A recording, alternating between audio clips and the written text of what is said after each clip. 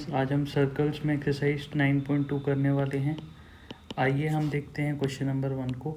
Question number 1 कहता है कि दो सर्कल्स हैं, एक 5 सेंटीमीटर की सर्कल है और एक 3 सेंटीमीटर की सर्कल है, और हमें ये बताना है कि उन दोनों के सेंटर्स के बीच में 4 सेंटीमीटर का लेंथ दिया हुआ है, और जो कॉमन कॉर्ड है यानी ए बी जो कॉमन कॉर्ड है हमारी,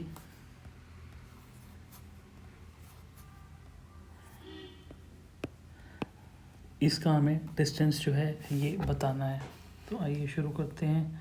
यहाँ से ये हो गया हमारा, मान लीजिए छोटे सर्कल का हो गया, और ये हमारे बड़े सर्कल का ये सेंटर हो गया।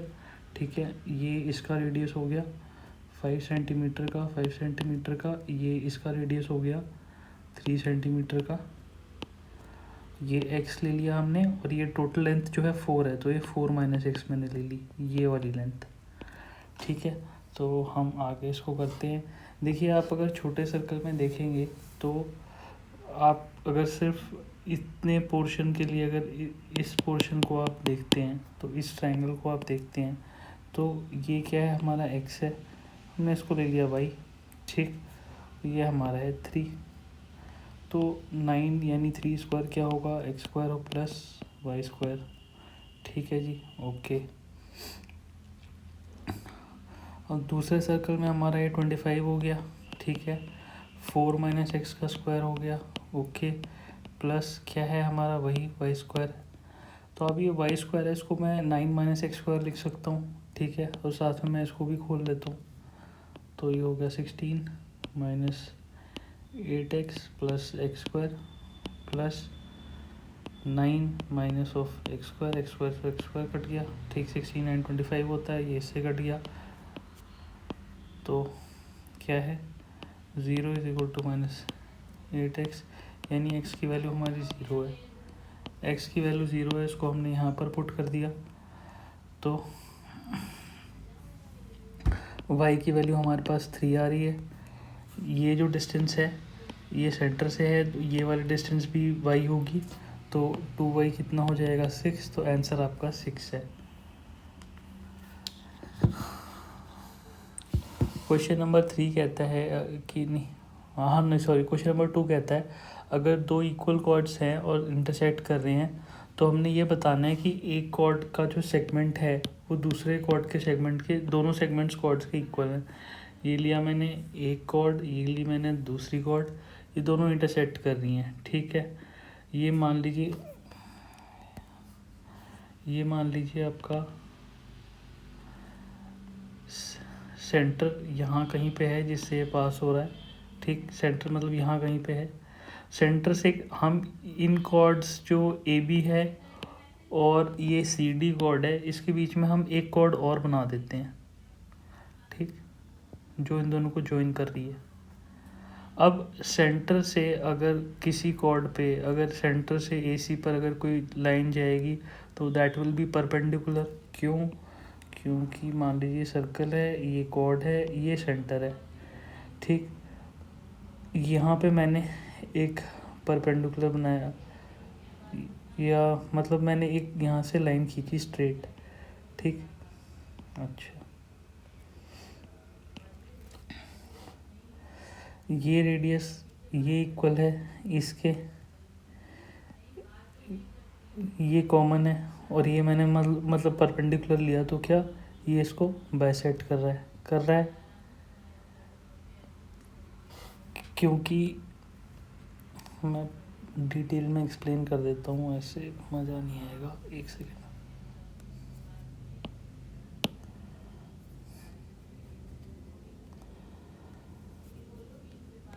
ये रहा सर्कल, ये है उसका सेंटर, ये रही हमारी कॉर्ड। सेंटर से एक परपेंडिकुलर ड्रॉ करना है, कोई बड़ी बात नहीं है। ठीक, ये ओ ए क्या है, सेंटर से एज तक, ये ओ बी क्या है, रेडियस है, आर है, सेम है, मतलब ये एंगल जो है सेम है। ठीक, ये आपकी हाइपोटेन्यूज सेम हो गया, ये कॉमन हो गया, तो RHS कॉन्ग्रुएंस रूल के हिसाब से ये दोनों ट्रायंगल्स कॉन्ग्रुएंट हो गए, मतलब इसके करस्पॉन्डिंग पार्ट्स इक्वल हैं, ये इसके इक्वल हो गए। यही चीज़ यहाँ अप्लाई करते हैं। ये कॉर्ड थी, सेंटर से लाइन गई, एक परपेंडिकुलर इस कॉर्ड पे स्ट्रेट लाइन गया, परपेंडिकुलर सीधा स्ट्रेट लाइन आप बनाएंगे तो परपेंडिकुलर होगा, परपेंडिकुलर हमने खींच दिया। तो हम क्या देख रहे हैं, ये भी रेडियस है भाई, ये सॉरी ये कॉमन एंगल हो गया, ये परपेंडिकुलर हो गया, और ये रेडियस नहीं है। This cord can be different, but आप अगर सेंटर से देखते तो आप एक ट्रायंगल बना सकते हैं जिस ट्रायंगल के ऐसा ही होगा जैसे हमने यहाँ बनाया है, और इस वजह से ये दो सेगमेंट्स इक्वल हो जाएंगी।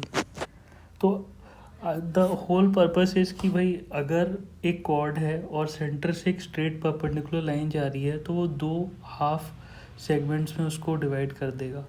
ठीक है, अपने को इतना पता लग गया, ये इसके इक्वल है, ये परपेंडिकुलर है, कॉमन है, साइड एंगल साइड, ये दोनों ट्रायंगल्स जो हैं कॉन्ग्रुएंट हो गए, मतलब ये और ये एंगल्स जो हैं वो इक्वल हो गए।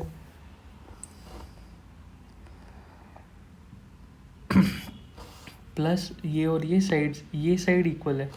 अच्छा, मैं इसको मान लेता हूँ, मान लीजिए P, हमारा DC क्या है, DP प्लस PC, ठीक, और हमारा AB क्या है, हमारा AB है BP प्लस AP।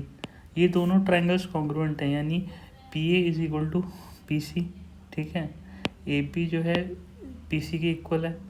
हाँ, DC और AB हमें इक्वल दिया हुआ है, इक्वल कॉर्ड्स दी हुई हैं, that's means DB is equal to BP। तो जो सेगमेंट्स थे दोनों के वो भी आपस में इक्वल हो गए। तो इस तरीके से हमने इसको प्रूफ किया है। क्वेश्चन नंबर 3 पे आते हैं। अच्छा, इसमें भी दो इक्वल कॉर्ड्स दी हुई हैं, तो ये एक कॉर्ड है और ये एक कॉर्ड है, दोनों कॉर्ड्स इक्वल हैं। ये सेंटर से हो गया ज़्यादा, एक सेकेंड इसको हटा के,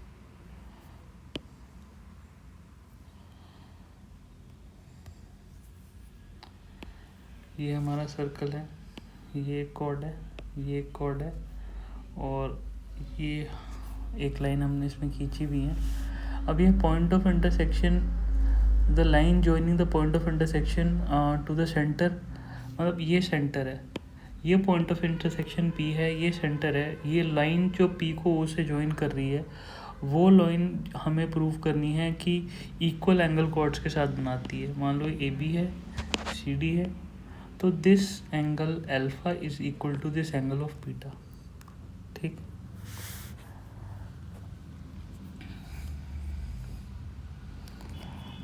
तो बहुत सारे तरीके हो सकते हैं, बट मैं स्टिल वही करूँगा जो हमारा ये है कि एक यहाँ से यहाँ तक की कॉर्ड बना ली, सेंटर से लाइन जा रही है, परपेंडिकुलर है तो ये और ये इक्वल हैं, ये और ये इक्वल हैं, तो ये कॉन्ग्रुएंट है, तो alpha is equal to beta. Triangle AP और मान लीजिए APM एंड ट्रायंगल CMP, इनको कॉन्ग्रुएंट प्रूफ करना है। सेंटर से लाइन जा रही है परपेंडिकुलर, एक कॉर्ड हमने ड्रॉ की, उस पर उसको बाइसेक्ट कर रही है। सेंटर से अगर कॉर्ड पे लाइन जाएगी परपेंडिकुलर तो वो बाइसेक्ट करेगी, वो पहले बता दिए। तो AM is equal to MC and this angle both are 90 degrees and PM is a common segment. By SAS rule, both the triangles are congruent. By CPCT, alpha is equal to beta. Hence, we can say that line L, if you take, is bisecting this angle and it is making equal angles with chord AB and CD, क्योंकि alpha beta के equal है, ठीक है। आते हैं question number 4 पे। ये easy है, इसमें आपको ये दिया है एक O, ये खींच दिया ABCD, ठीक, और हमें प्रूफ करना है कि अगर दो कॉन्सेंट्रिक सर्कल्स हैं, मतलब सेम सेंटर है, तो हमें प्रूफ करना है कि AB जो है CD के इक्वल है। ठीक है, कोई बात नहीं। देखिए, इसका रेडियस यहाँ तक का होगा, इसका रेडियस जो है वो यहाँ तक का होगा, ये परपेंडिकुलर है, तो हम जानते हैं कि मान लीजिए मैं इसको लेता हूँ P, तो BP is equal to PC and AP is equal to PD। ठीक है, तो these are equals when we subtract AP minus BP जब हम करते हैं and we do like PD minus PC, what do we get? We get AB is equal to CD. If you add equal to the equals, then the result will be equal. If you subtract equals from the equal, then the result will be equal.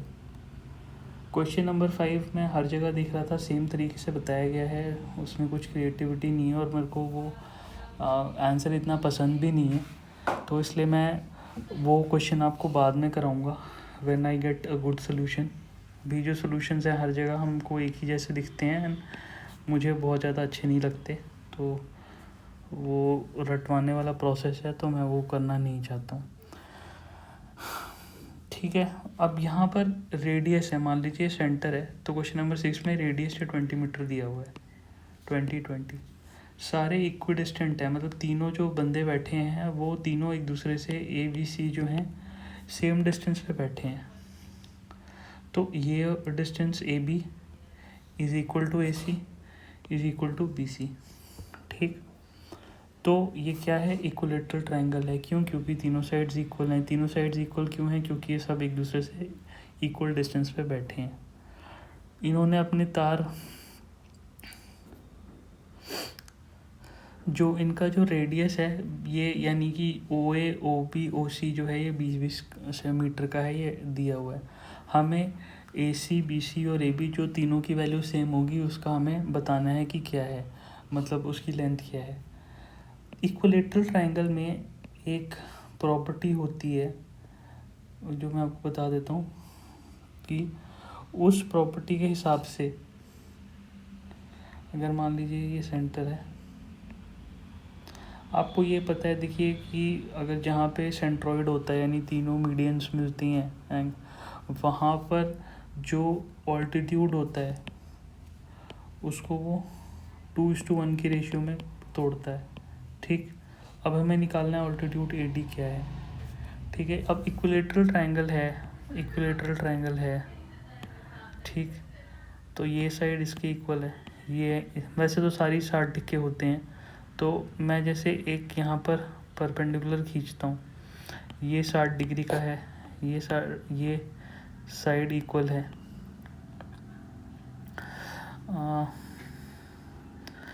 तो RHS congruence के हिसाब से ये common होगी, ये दोनों equal हैं, तो ये ट्रायंगल कॉन्ग्रुएंट है, यानी कि ये इसके इक्वल है।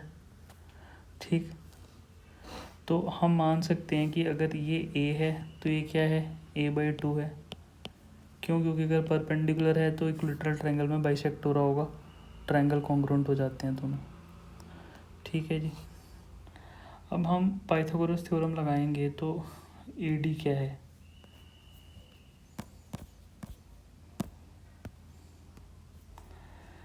AD क्या है?